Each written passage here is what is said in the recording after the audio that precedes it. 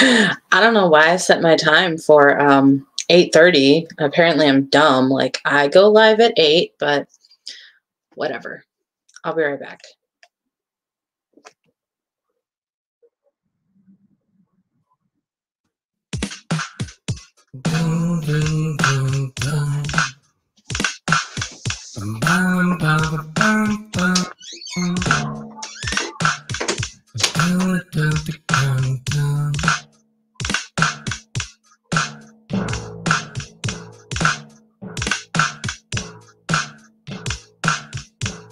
Little Joe to the Jungle. I want to be the Bob Ross of making music on the fly. We'll put a little happy little cloud over here.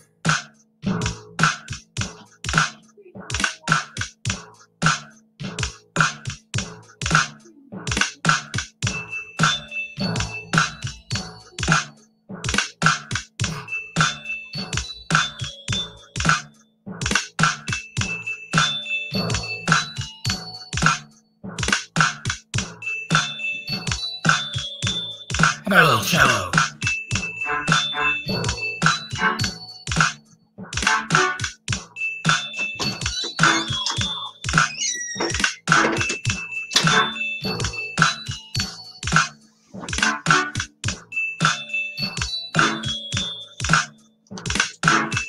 Alright. Next one will be...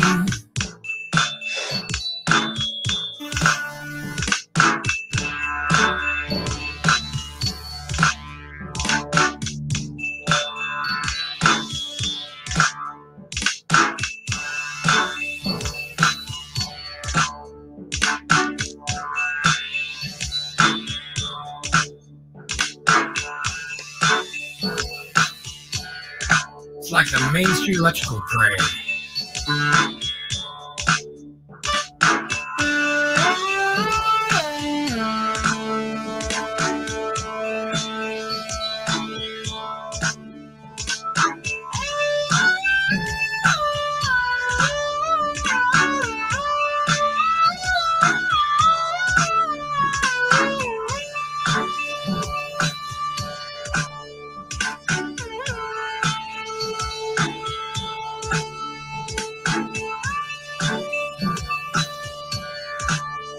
A little happier.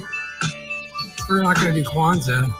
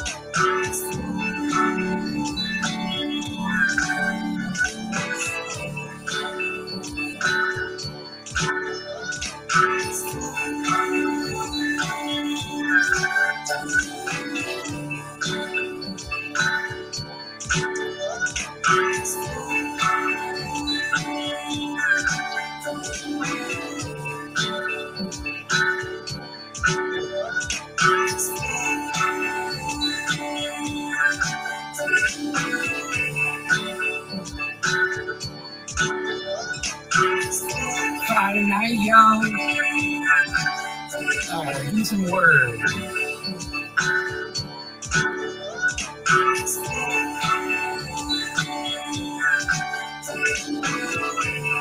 What's up, Hofcast? In the house tonight. What up, friends here?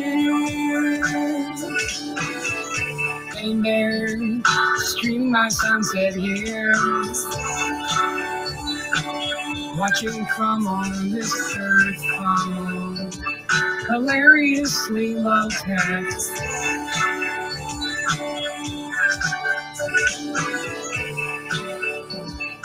Did you get out of Babylon?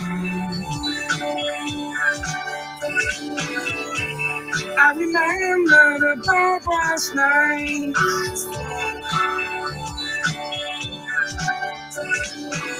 I thought only drug dealers had multiple phones.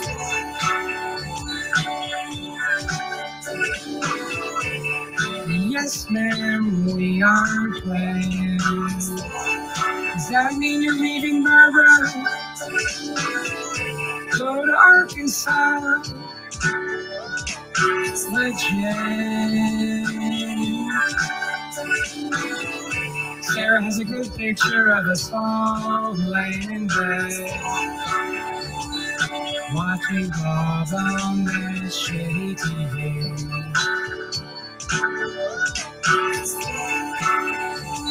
Have you an extra Palestine, please? Mine has not been seen. I have your Celestine. Is that like the Chariots of Fire sound? It is. It's the same sound.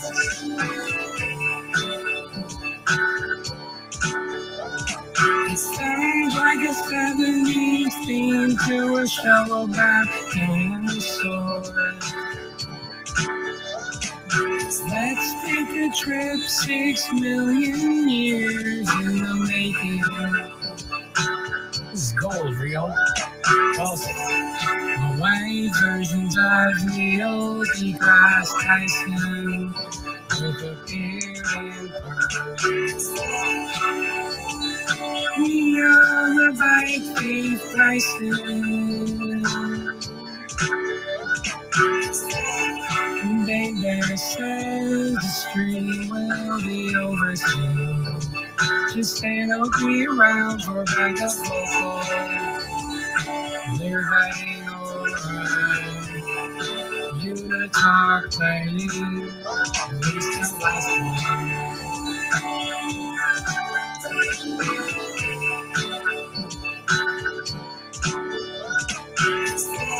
We can have some people join here shortly.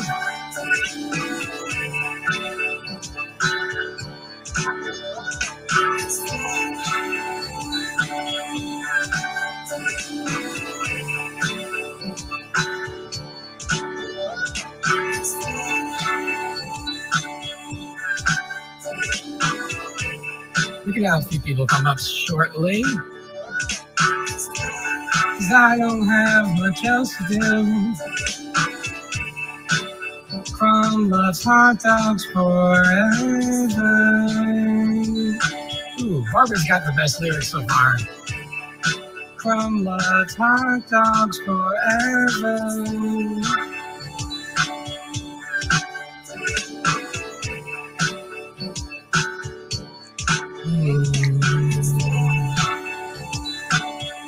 All right, let's change it up a bit.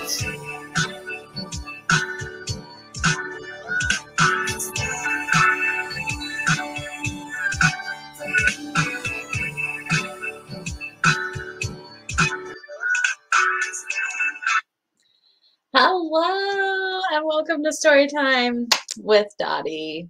I, of course, am Dottie. And we are continuing the silver chair. There it is. The silver chair in the Chronicles of Narnia series. So, and that was Mr. Crumb. He does a music stream every Friday night, and we've been writing songs for him. And it's just a great time. High vibe chat, good time. It's just delightful. So, anyway, how's everybody doing? Let's see who all is here.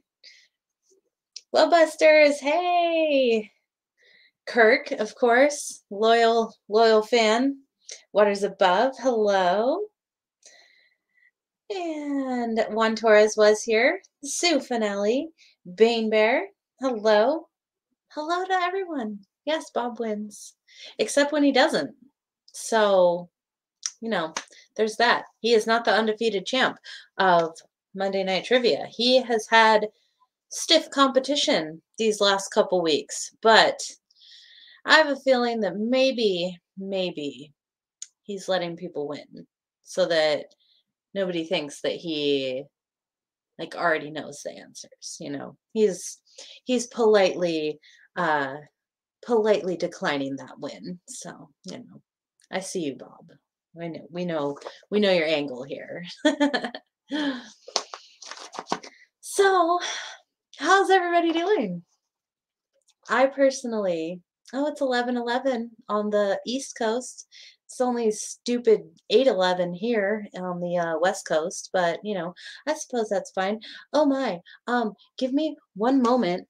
I have to plug in my computer because otherwise this shit's gonna die on the stream. And I don't mean nobody wants that. So give me one sec. I'm gonna have to get real close to y'all here. I've had my computer die on streams before. It's quite embarrassing. Okay, there we go. Yay! Now it's not gonna die. I'm a loser, baby, so why don't you kill me? Yeah, that's right. We can never kill Bob. Living legend. So yeah. So anyway, how is everybody doing tonight on this lovely Wednesday night? I am doing awesome myself, actually. I got over 15,000 steps at work today, and then I went to the gym and I worked arms, and it was awesome. And I'm going to do Zumba in the morning. I joined the YMCA, and Clem Fandango, hey! Yeah, I joined the gym last week. I am so very excited. I love gym version of Dottie. She is great. And it's just a great time. I missed it so much. And so when 11:13 is good too, because I love the number 11 and I love the number 13. So 11:13 works just as well. But anyway, yeah, last week, my first day at the gym. So when I used to go to the gym, I used to do stair climber, and YMCA. Almost forgot how to do an A there. Spelling is hard, you know. Spelling doesn't count until it counts. So there's that. But anyway, when I used to go to the gym, I would do the stair climber, and I would do 50 flights, and I had it between 8 and 9 minutes for my 50 flights. And yes, that is incredibly fast to do 50 flights. Like you die. You literally, like your heart feels like it just like can't pump the blood fast enough. And so when I went back to the gym after a couple years of not being there, my 50 flights were at 16 minutes and 20 seconds. And so when I went yesterday, I set my goal to get it below 16 minutes, and I got my 50 flights down to 14 minutes and 5 seconds. So I cut off over 2 minutes of my 50 flights. Very excited. And then I've been swimming as well. I just am like so excited to be back at the gym. I love it so much. And the masks are done here in Washington for hopefully forever. And so I was able to go back to the gym. So I'm very excited for that. And I'm going to start a auction on Sunday night. It will be the first Sunday of every month. I'm going to do a live auction selling my paintings that I've been doing. And so, yeah, if you'd like to purchase a painting, you can. So I'm very excited for that. Yeah, I just have like a lot. I have a lot going on. I am very busy right now. I'm like filling my days with so much stuff, and I love it. It's so good. It is so good. And Waters Above here says, I've ridden 500 miles in the last 5 weeks, which is amazing. That is so amazing. She has a stationary bike and she rides 15 miles every day. She's been crushing it for 5 weeks now. So that's very impressive. 500 miles would get me,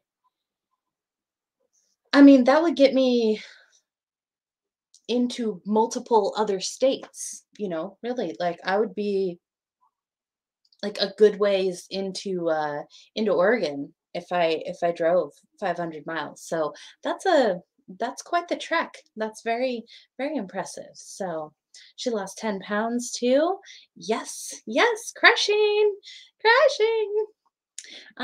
Yeah, I've lost a few pounds, but I don't know. I like only weigh myself just like out of curiosity, but honestly, I like taking body measurements because sometimes the weight doesn't change, but you lost a few inches. So, whatever works for people, however you like to track your progress, I think that's great. And yes, Kirk, that is almost 100 miles a week. Yeah, that's some strong math right there. So, I think that's all that's going on with me. I think. Oh, really exciting. The extravagant sunflower seed order that I purchased the other day.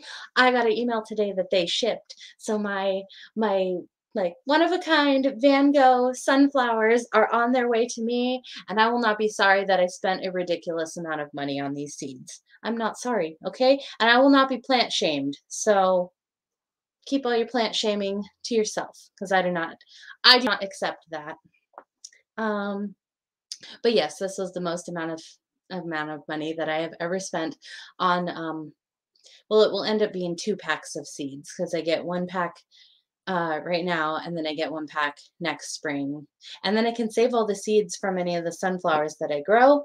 So I could end up with like thousands of seeds, and I will not be sorry. So, sunflowers bring me unbelievable joy, and these ones are so unique and so special and so wonderful that I justified spending the extravagant price on them. So, there's that. We all have our vices, and for me, I'm a lover of plants, and I can be sold on a unique plant.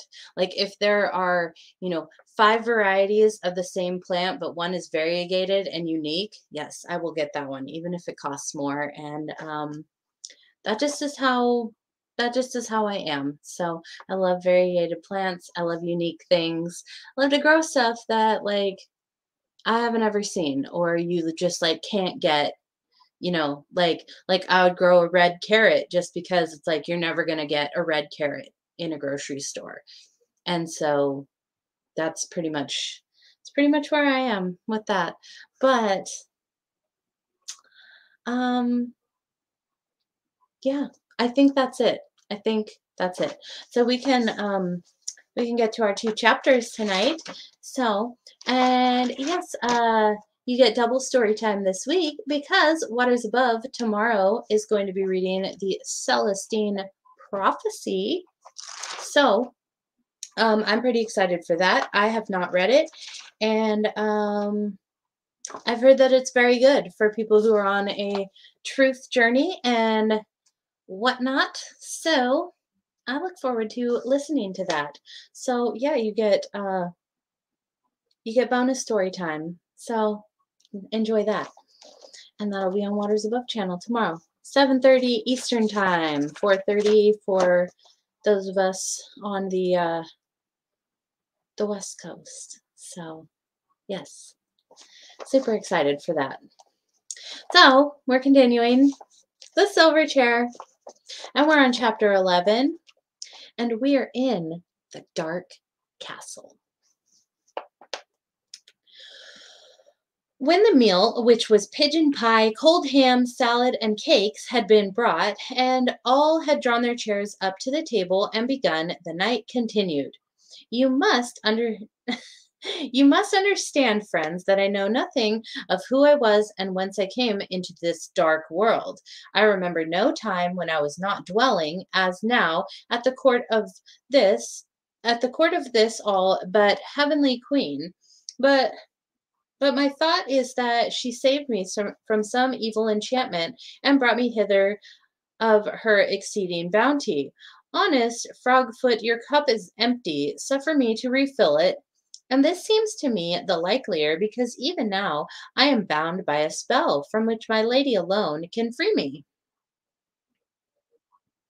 Every night there comes an hour when my mind is most horribly changed, and after my mind, my body. For first I become furious and wild, and would rush upon my dearest friends to kill them if I were not bound. And soon after that, I turn into the likeness of a great serpent, hungry, fierce, and deadly. Sir, be pleased to take another breast of pigeon, I entreat you. So they tell me, and they certainly speak truth, for my lady says the name. I myself know nothing of it, for when my hour is past, I awake forgetful of all that vile fit and of I awake forgetful of all that vile fit and in my proper shape and sound mind, saving that I am somewhat worried. Little lady, eat one of those honey cakes which are brought for me from some barbarous land in the far south of the world. Now the Queen's Majesty knows by her art that I shall be freed from this enchantment when once she has made me a king of a land in the overworld and set its crown upon my head. The land is already chosen and the very place of our breaking out. Her earthmen have worked day and night digging away beneath it, and have now gone so far and so high that they tunnel not a score of feet beneath the very grass the updwellers of that country walk. It will be very soon now that those uplanders' fate will come upon them. She herself is at the diggings tonight, and I expect a message to go to her. Then the thin roof of earth which still keeps me from my kingdom will be broken through, and with her to guide me and 1,000 earthmen at my back, I shall ride forth in arms, fall suddenly on our enemies, and slay their chief man, cast down their strong places, and doubtless be their crowned king within 24 hours. That's a good way to say 24 hours. 24 hours. Yeah, who doesn't love 420? It's a bit rough luck on them, isn't it? Said Scrub. Thou art a lad of wondrous quick working wit, exclaimed the knight, for on my honor I had never thought of it so before. I see your meaning. He looked slightly, very slightly troubled for a moment or two, but his face soon cleared and he broke out with another of his loud laughs. But fie on gravity! It is not the most comical and ridiculous thing in the world to think of them all going about their business and never dreaming that under their peaceful fields and floors, only a fathom down, there is a great army ready to break out upon them like a fountain, and they never to have suspected why they themselves, when once the first smart of their defeat is over, can hardly choose but laugh at the thought. I don't think it's funny at all, said Jill. I think you'll be a wicked tyrant. What? Said the knight, still laughing and patting her head in a quite infuriating fashion. Is our little maid a deep politician? But never fear, sweetheart. In ruling that land, I shall do all by the counsel of my lady, who will then be my queen too. Her word shall be my law, even as my word will be law to the people we have conquered.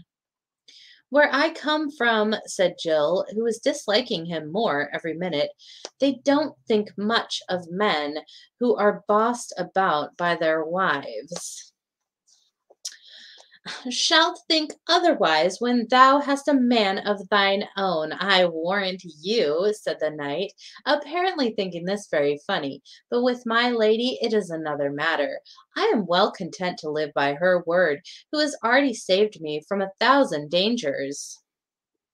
No mother has taken pains more tenderly for her child than the Queen's Grace has for me. Why look why look you, amid all her cares and business, she rideth out with me in the overworld many a time, and oft to accustom my eyes to the sunlight. And then I must go fully armed and with my visor down, so that no man may see my face, and I must speak to no one.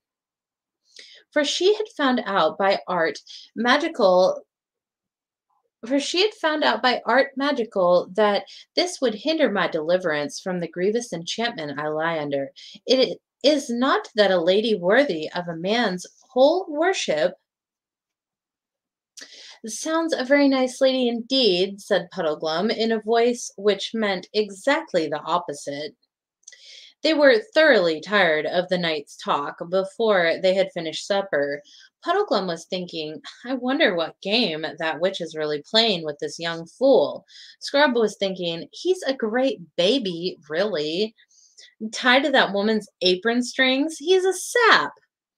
And Jill was thinking, he's the silliest, most conceited, selfish pig I've met for a long time. But when the meal was over, the knight's mood had changed. There was no more laughter about him. Ouch. Friends, he said, my hour is now very near. I am ashamed that you should see me, yet I dread being left alone. They will come in presently and bind me hand and foot to yonder chair. Alas, so it must be, for in my fury they tell me I would destroy all that I could reach. I say, said Scrub, I'm awfully sorry about your enchantment, of course, but what will those fellows do to us when they come to bind you? They talked of putting us in prison, and we don't like all those dark places very much. We'd much rather stay here till you're better, if we may. Got a picture for you.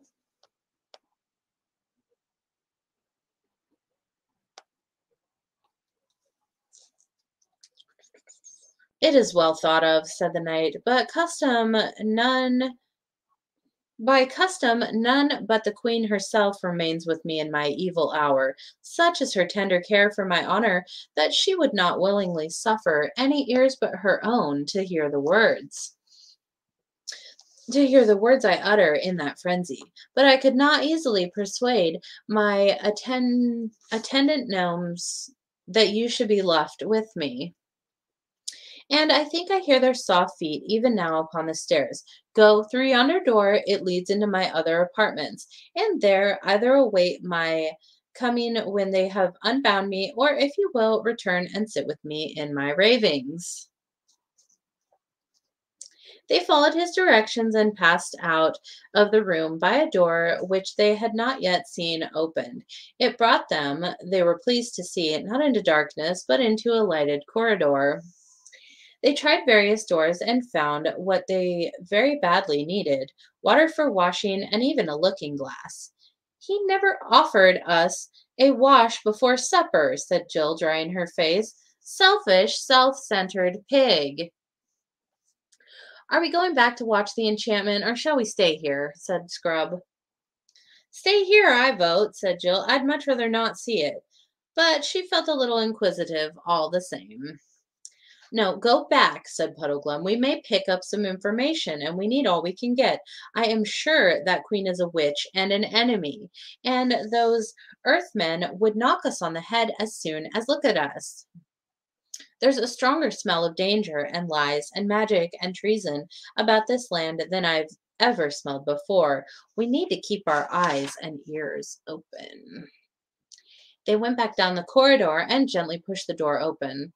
It's all right, said Scrub, meaning that there was no Earthman about. Then they all came back into the room where they had supped.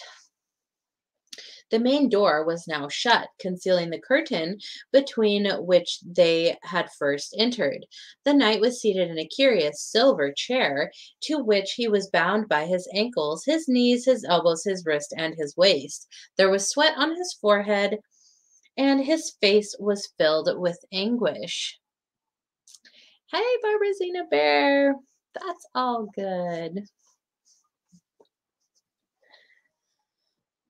Come in, friends, he said, glancing quickly up. The fit is not yet upon me. Make no noise, for I told that prying chamberlain that you were in bed. Now I can feel it coming. Quick, listen while I'm master of myself. When the fit is upon me, it well may be that I shall beg and implore you with entreaties and threatenings to loosen my bonds. They say I do. I shall call upon you by all that is most dear and most dreadful, but do not listen to me. Harden your hearts and stop your ears. For while I am bound, you are safe. But if once I were up and out of this chair, then first would come my fury, and after that, he shuddered, the change into a loathsome serpent. Commercial sound and video. Hello. There's no fear of our loosing you, said Puddleglum. We've no wish to meet wild men or serpents either. I should think not, said Scrub and Jill together. All the same, added Puddleglum in a whisper. Don't let's be too sure. Let's be on our guard. We've muffed everything else, you know. He'll be cunning, I shouldn't wonder, once he gets started. Can we trust one another? Do we all promise that whatever he says, we don't touch those cords? Whatever he says, mind you. Rather, said Scrub, there's nothing in the world he can say or do that'll make me change my mind, said Jill. Hush, something's happening, said Puddleglum. The knight was moaning. His face was as pale as putty, and he writhed in his bonds. And whether because she was sorry for him or for some other reason, Jill thought that he looked a nicer sort of man than he had looked before. Ah, he groaned, enchantments, enchantments, the heavy, tangled, cold, clammy web of evil magic, buried alive, dragged down under the earth, down into the sooty blackness. How many years is it? Have I lived 10 years or 1,000 years in the pit? Maggot men all around me. Oh, have mercy. Let me out. Let me go back. Let me feel the wind and see the sky. There used to be a little pool. When you looked down into it, you could see all the trees growing upside down in the winter, all green, and below them, deep, very deep, the blue sky. He had been speaking in a low voice. Now he looked up, fixed his eyes upon them, and said loud and clear, Quick, I am sane now. Every night I am sane. If only I could get out of this enchanted chair, it would last. I should be a man again. But every night they bind me, and so every night my chance is gone. But you are not my enemies. I am not your prisoner. Quick, cut these cords. Steady, fast, steady, said Puddleglum to the two children. I beseech you to hear me, said the knight, forcing himself to speak calmly. Have they told you that if I am released from this chair, I shall kill you and become a serpent? I see by your faces that they have. It is a lie. It is at this hour that I am in my right mind. It is all the rest of the day that I am enchanted. You are not earthmen nor witches. Why should you be on their side? Of your courtesy, cut my bonds. Steady, steady, steady, said the three travelers to one another. Oh, you have hearts of stone, said the knight. Believe me, you look upon a wretch who has suffered almost more than any mortal can bear. What wrong have I ever done you, that you should keep with my enemies to keep me in such miseries? I'm high degree. Hello. And the minutes are slipping past. Now you can save me when this hour has passed. I shall be witless again, the toy and lapdog, nay, more likely the pawn and tool of the most devilish sorceress that ever planned the woe of men. And this night of all nights, when she is away, you take from me a chance that may never come again? This is dreadful. I do wish we'd stayed away till it was over, said Jill. Steady, said Puddleglum. The prisoner's voice was now rising into a shriek. Let me go, I say. Give me my sword. My sword. Once I am free, I shall take revenge on Earthmen that Underland will talk of it for 1,000 years. Now the frenzy is beginning, said Scrub. I hope those knots are all right. Yes, said Puddleglum. He'd have twice his natural strength if he got free now, and I'm not clever with my sword. He'd get us both, I shouldn't wonder, and then Pole, on her own, would be left to tackle the snake? The prisoner was now so straining at his bonds that they cut into his wrists and ankles. Beware, he said. Beware, one night I did break them, but the witch was there that time. You will not have her help tonight. Free me now, and I am your friend. I'm your mortal enemy else. Cunning, isn't he? Said Puddleglum.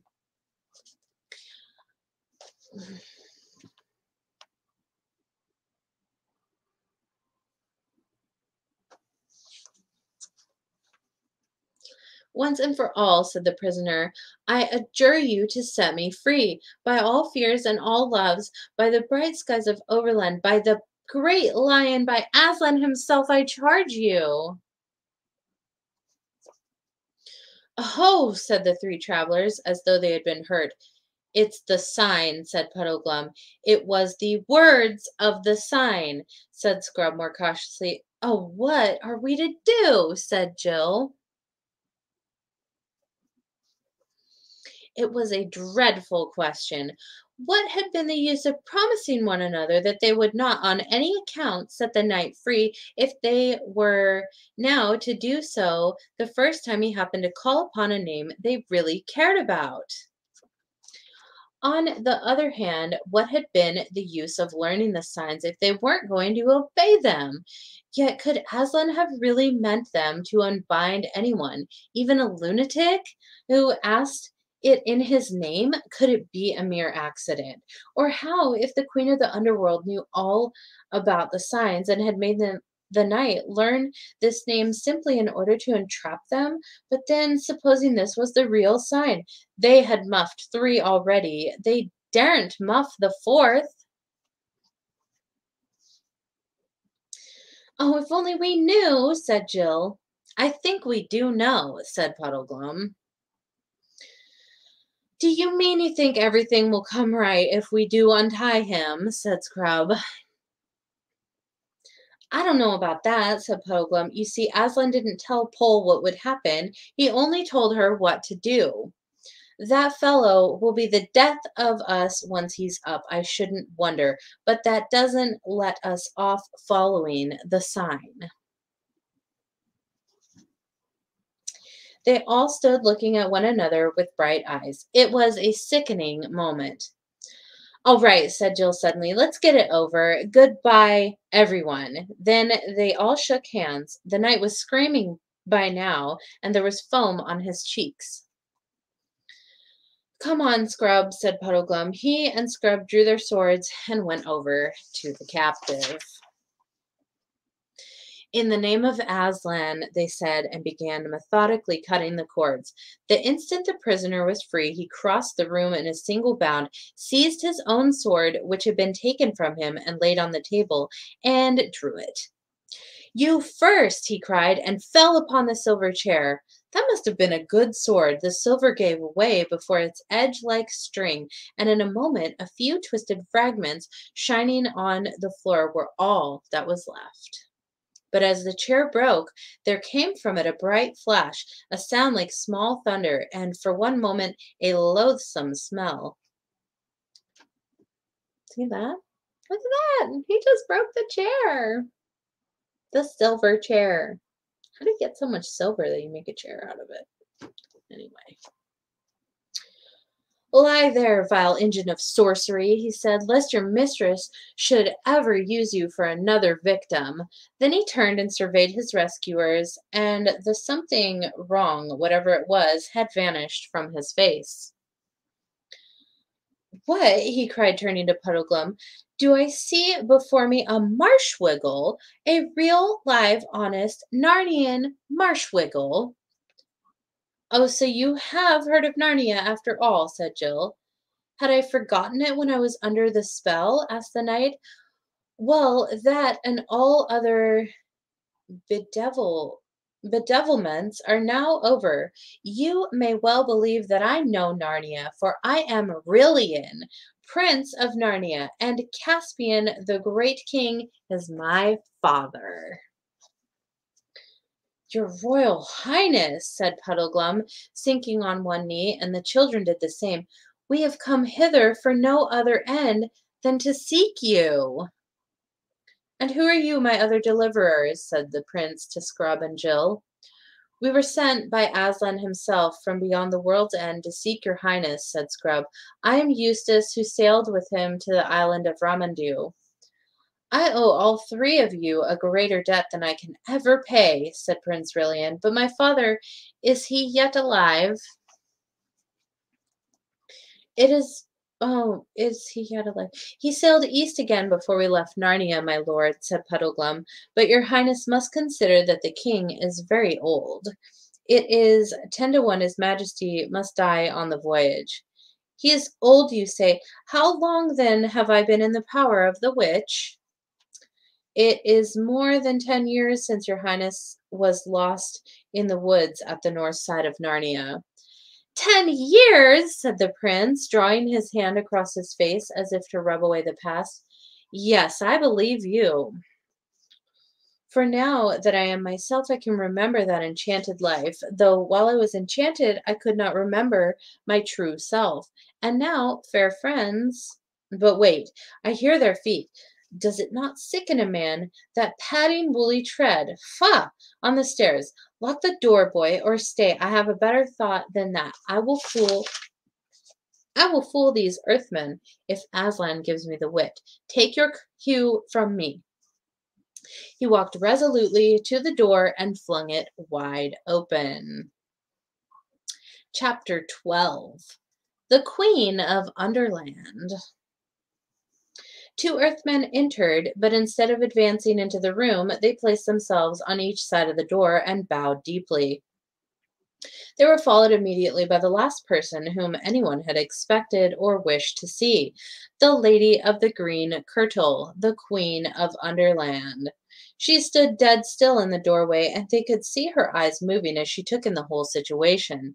The 3 strangers, the silver chair destroyed, and the prince free with his sword in his hand.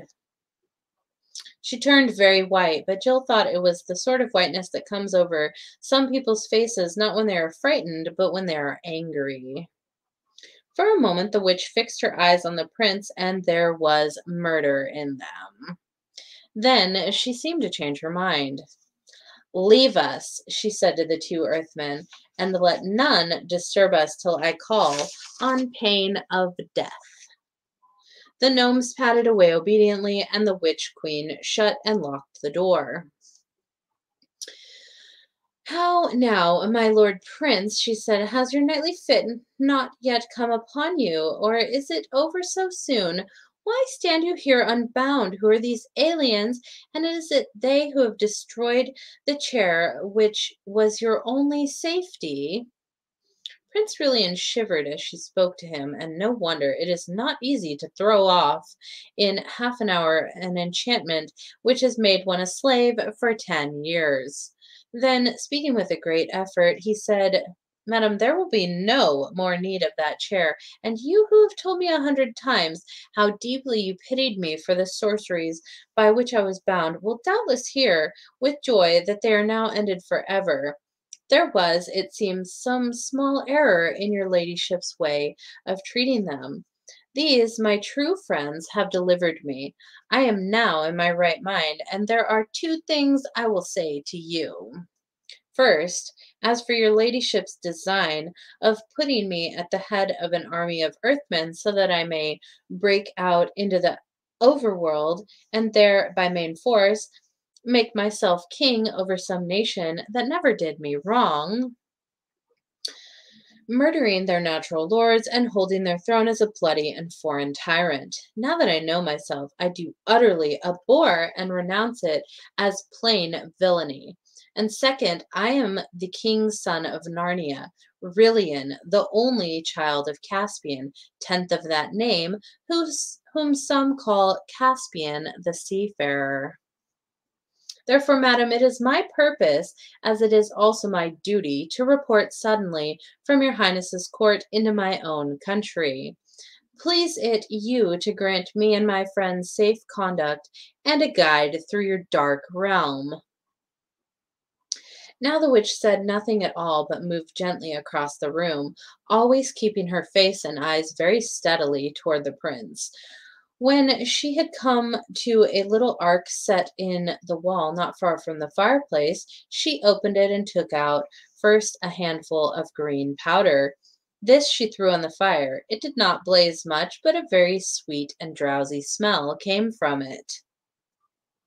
And all through the conversation which followed, that smell grew stronger and filled the room and made it harder to think. Secondly, she took out a musical instrument, rather like a mandolin. She began to play it with her fingers, a steady, monotonous thrumming that you didn't notice after a few minutes, but the less you noticed it, the more it got into your brain and your blood. This also made it hard to think. After she had thrummed for a time, and the sweet smell was now strong, she began speaking in a sweet, quiet voice. Narnia, she said, Narnia, I have often heard your lordship utter that name in your ravings. Dear prince, you are very sick. There is no land called Narnia. Yes, there is, though, ma'am, said Puddleglum. You see, I happen to have lived there all my life.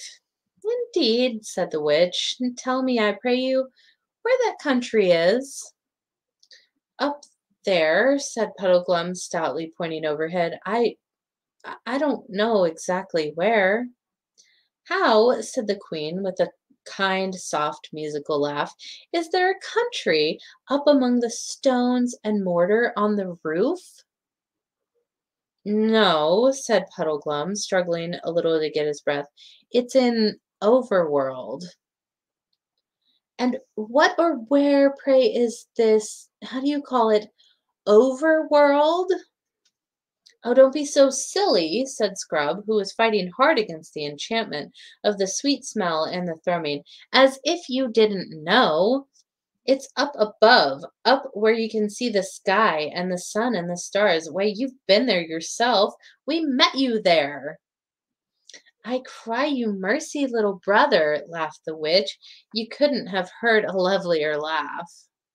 I have no memory of that meeting, but we often meet our friends in strange places when we dream, and unless all dreamed alike, you must not ask them to remember it. Madame, said the prince sternly, I have already told your grace that I am the king's son of Narnia. And shalt be, dear friend, said the witch in a soothing voice, as if she was humoring a child, shalt be king of many imagined lands in thy fancies. We've been there too, snapped Jill. She was very angry because she could feel enchantment getting hold of her every moment. But of course, the very fact that she could still feel it showed that it had not yet fully worked. And thou art Queen of Narnia too, I doubt not, pretty one, said the witch in the same coaxing, half-mocking tone. I'm nothing of the sort, said Jill, stamping her foot. We come from another world. Why, this is a prettier game than the other, said the witch. Tell us, little maid, where is this other world? What ships and chariots go between it and ours?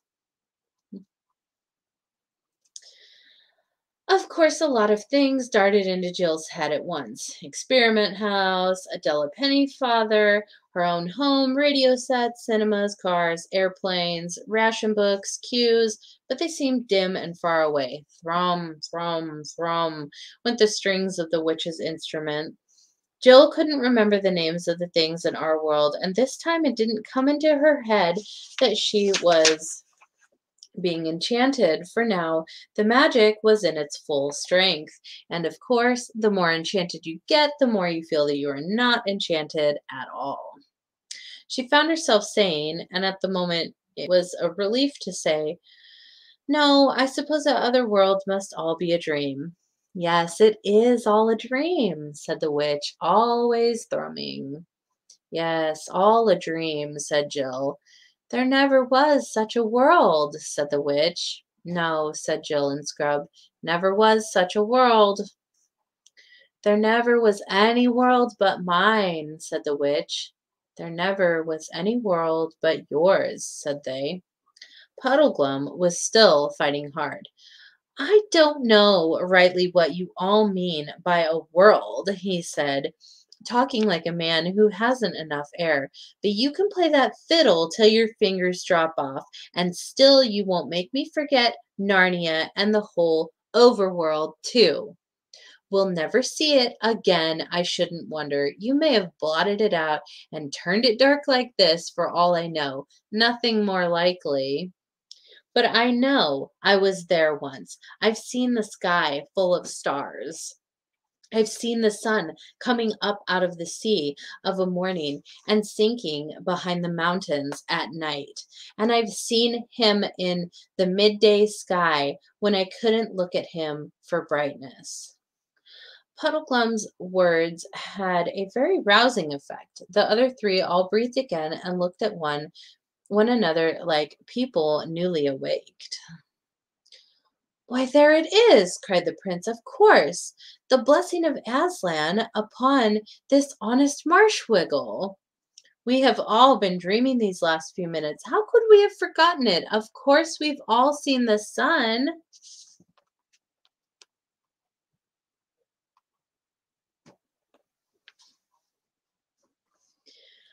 By Jove, so we have, said Scrub. Good for you, Puddleglum. You're the only one of us with any sense, I do believe.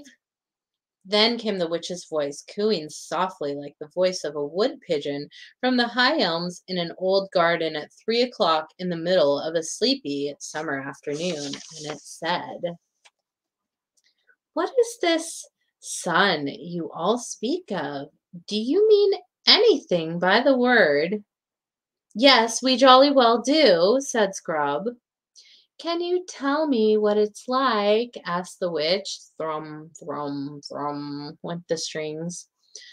Please it your grace, said the prince, very coldly and politely. You see that lamp? It is round and yellow, and gives light to the whole room, and hangeth moreover from the roof. Now that thing which we call the sun is like the lamp, only far greater and brighter. It giveth light to the whole overworld, and hangeth in the sky. Hangeth from what, my lord? Asked the witch, and then while they are all still thinking how to answer her, she added, with another of her soft silver laughs, You see, when you try to think out clearly what this sun must be, you cannot tell me. You can only tell me it is like the lamp. Your sun is a dream, and there is nothing in that dream that was not copied from the lamp. The lamp is the real thing. The sun is but a tale, a children's story. Yes, I see now, said Jill in a heavy, hopeless tone. It must be so. And while she said this, it seemed to her to be very good sense. Slowly and gravelly, the witch repeated, There is no sun. And they all said nothing. She repeated in a softer and deeper voice, There is no sun. After a pause and after a struggle in their minds, all four of them said together, You are right, there is no sun. It was such a relief to give in and say it. There never was a sun, said the witch. No, there never was a sun, said the prince, and the Marshwiggle and the children. For the last few minutes, Jill had been feeling that there was something she must remember at all costs. And now she did, but it was dreadfully hard to say it. She felt as if huge weights were laid on her lips. At last, with an effort that seemed to take all the good out of her, she said, There's Aslan. Hey, Eric De Leon and marker 113.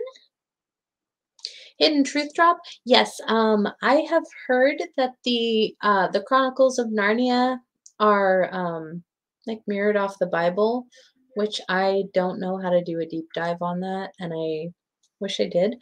But yeah, I've heard that these are like about the Bible. So, or like based off them or mirrored off it, whatever. But yeah, lots of truth drops in these books. I think still like one of my most favorite parts is in The Magician's Nephew when Aslan comes out of darkness and he sings everything into existence. So beautiful and amazing. I love that moment so much. Aslan, said the witch, quickening ever so slightly the pace of her thrumming. What a pretty name! What does it mean? He is the great lion who called us out of our own world, said Scrub, and sent us into this to find Prince Rillian. What is a lion? Said the witch. Oh, hang it all, said Scrub. Don't you know? How can we describe it to her? Have you ever seen a cat? Surely, said the queen. I love cats.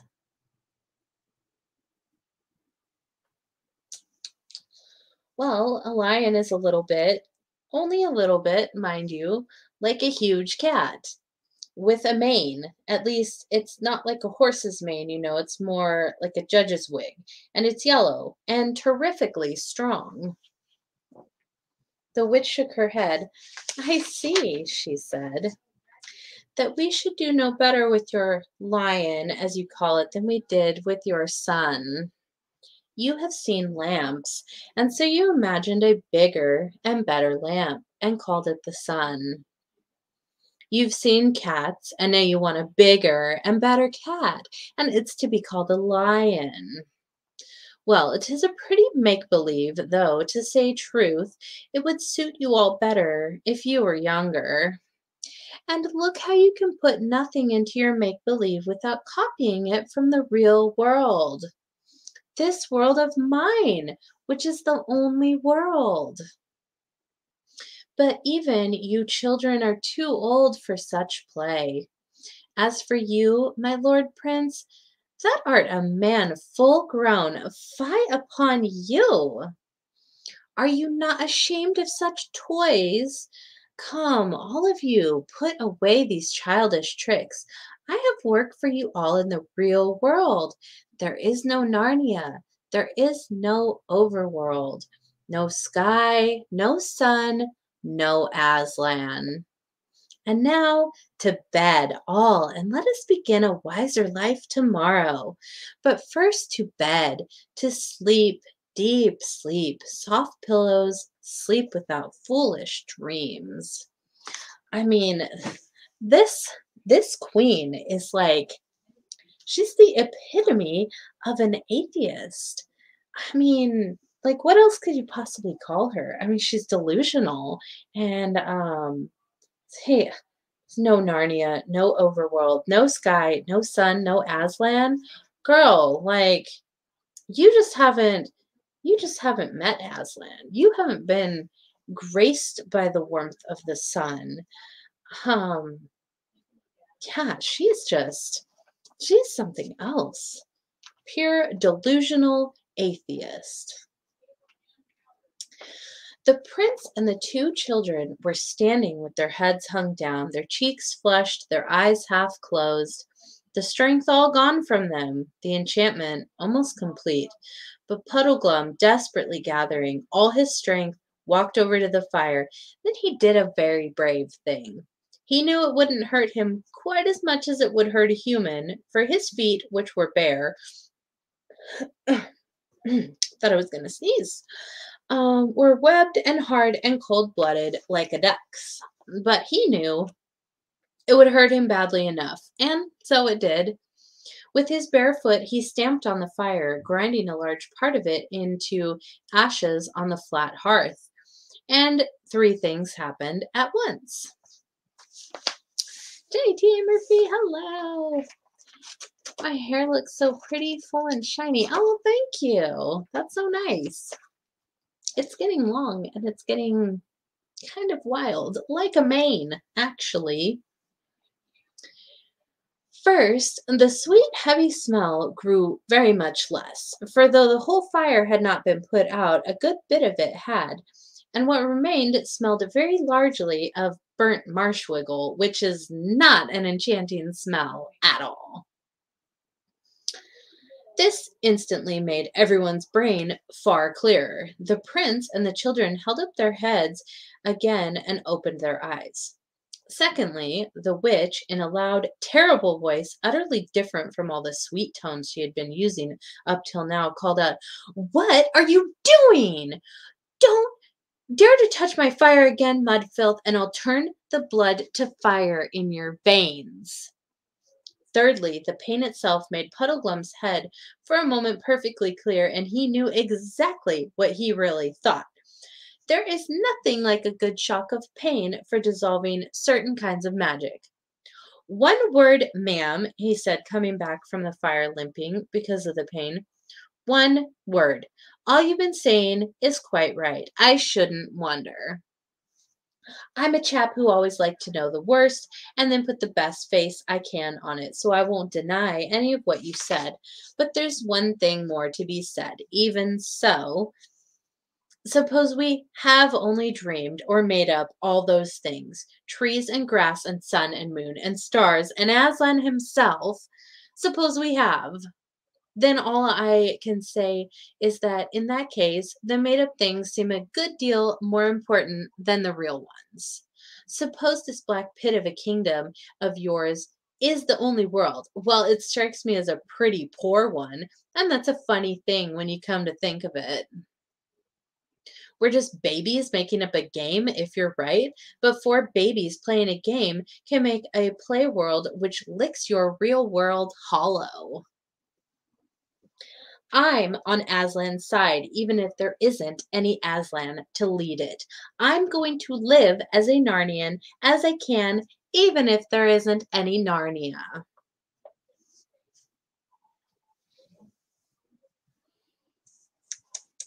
So, thanking you kindly for our supper, if these two gentlemen and the young lady are ready, we're leaving your court at once and setting out into the dark to spend our lives looking for Overland.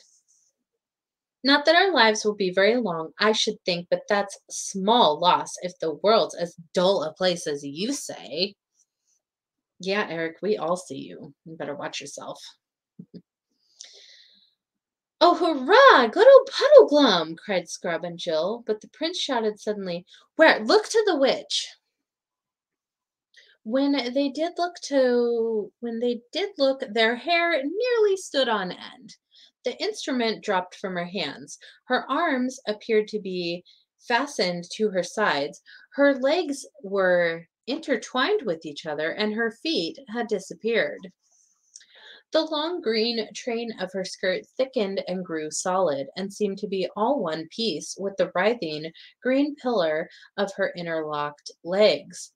And that writhing green pillar was curving and swaying as if it had no joints, or else were all joints.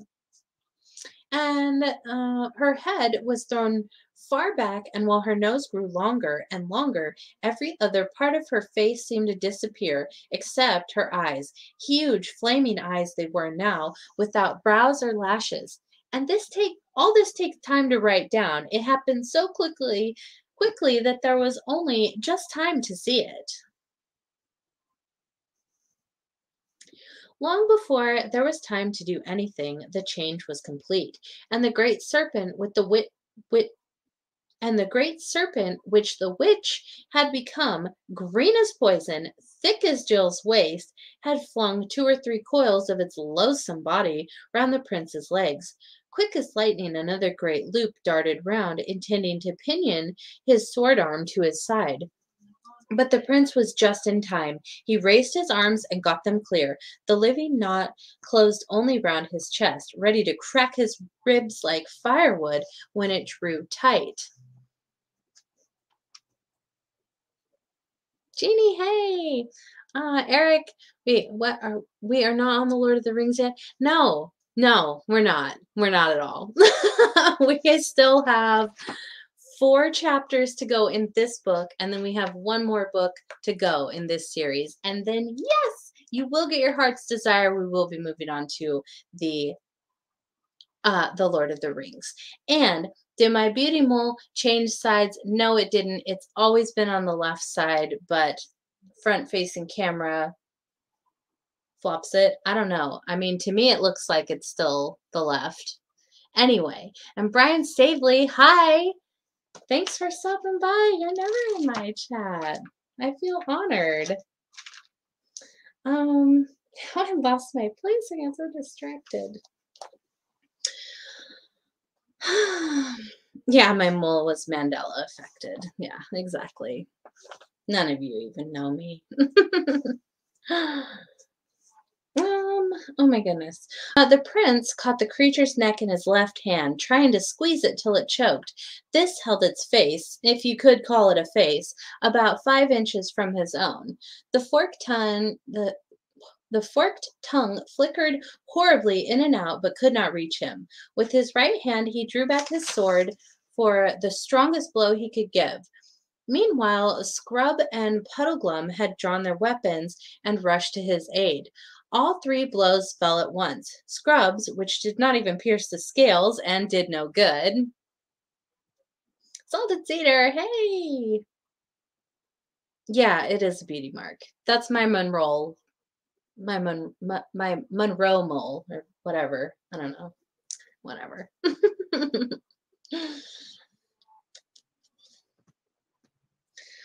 All 3 blows fell at once. Scrub's, which did not even pierce the scales and did no good, on the body of the snake below the prince's hand, but the prince's own blow and Puddleglum's both on its neck.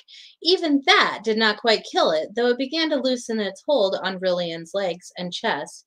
With repeated blows, they hacked off its head.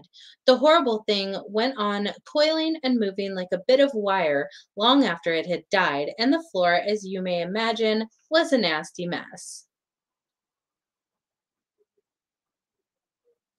The first time I typed Mandela in the chat and Brian Stavely showed up. Synchronicity. Yes, Brian is drawn to that word. You mentioned that, and Brian appears to be like, hey, motherfuckers, you know that shit is real? Like, you gonna try and deny it? Because you can't. There's only liars and haters and deniers. So, suck on that. The prince, when he had breath, said, "Gentlemen, I thank you." Then the 3 conquerors stood staring at one another and panting without another word for a long time. Jill had very wisely sat down and was keeping quiet. She was saying to herself, I do hope I don't faint or blub or do anything idiotic.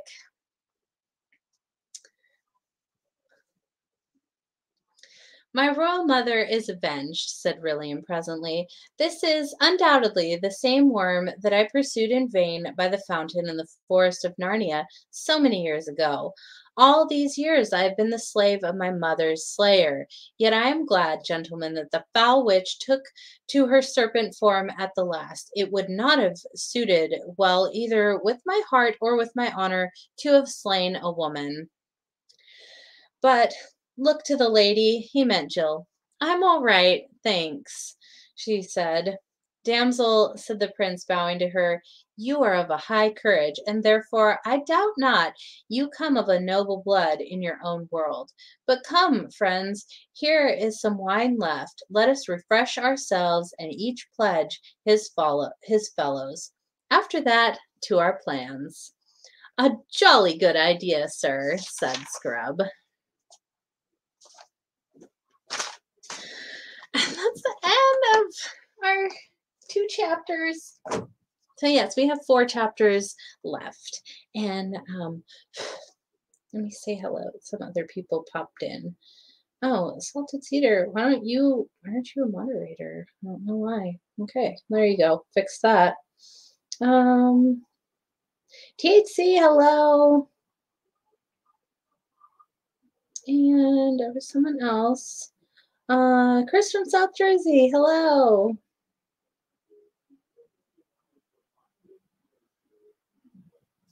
Okay, I'm gonna go through and get some shout outs. Wonder Zone, hello. Marker 113, THC, Truthers Hour of Comedy, Kirk, Waters Above, Brian Stavely, Salted Cedar, Chris from South Jersey, Eric DeLeon, Jeannie,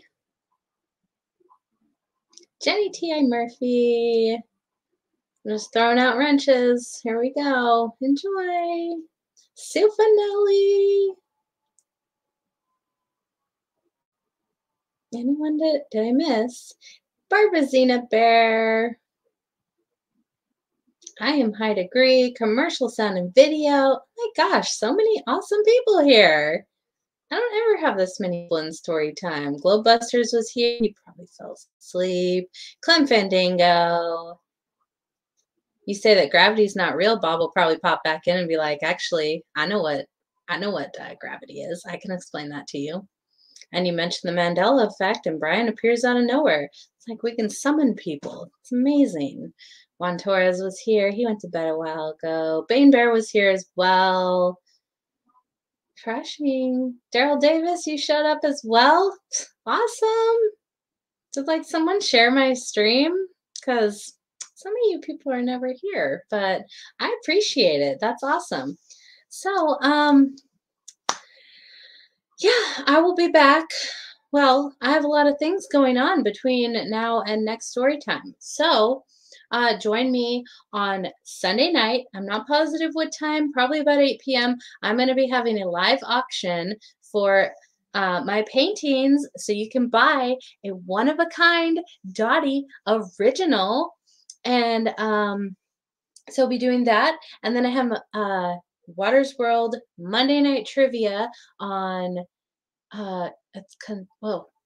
Waters World Conspiracy Trivia on Monday nights. It's like the longest title ever. Anyway, that is going to be on Waters Above channel at 4:30 or 7:30, whatever coast you're on, and then we'll be back to Wednesday, and we'll have story time again at 8 p.m. So I thank you all so much for being here. Much appreciated.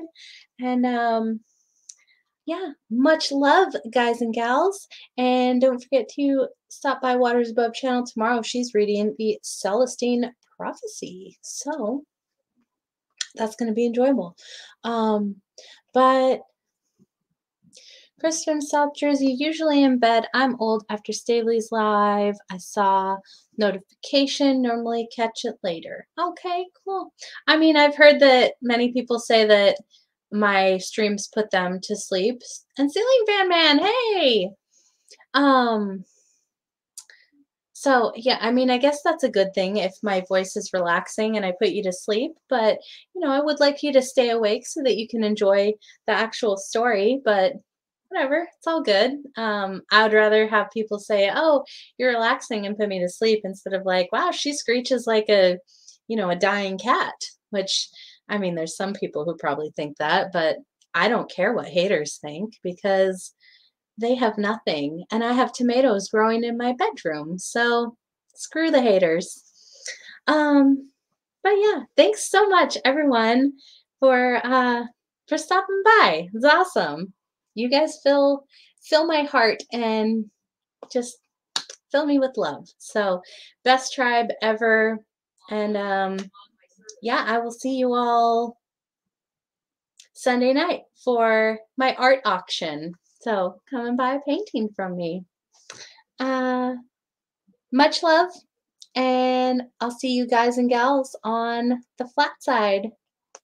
Bye.